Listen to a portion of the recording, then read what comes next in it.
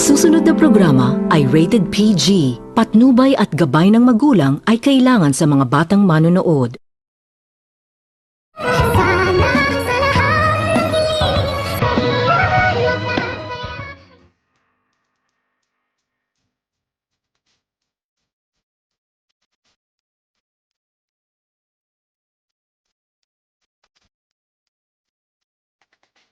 Pagkatapos na itong maisipan ni Lynette na puntahan ang kanyang anak na itong si Annalyn, ay dito agad naman din itong nagtungo sa operating room, at nang makarating na itong si Lynette ay agad na nitong tinanong ni Lynette ang mga kasamahan ng kanyang anak na itong si Annalyn. Ngunit agad naman din itong sinagot ng mga kasamahan ni Annalyn itong si Lynette na wala umano itong si Annalyn dahil mayroon umanong ibang pinapagawa itong si Dr. Carlos sa kanya.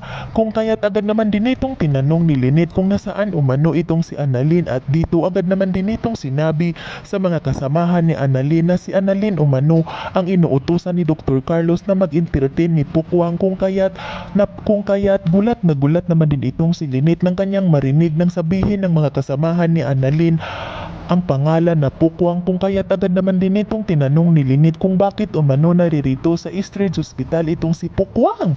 At dito agad naman din itong sinagot ng mga kasamahan ni Annalyn itong si Lynette na hindi umano nila alam. Ang mabuti umano nitong puntahan ni Lynette ay ang kanyang asawa na itong si Dr. Carlos, dahil si Dr. Carlos umano ang nag-uutos kay Annalyn na si Annalyn umano ang mag-a-assist ni Pukwang. Kung kaya't agad naman din itong hinanap ni Lynette itong si Dr. Carlos, at dito gulat na gulat naman din itong si Lynette nang makipagsagutan itong si Annalyn kay Dr. Carlos, at nang sabihin nito ni Annalyn kay Dr. Carlos na hindi umano nito susundin ni Annalyn ang mga inuutos ni Dr. Carlos sa kanya.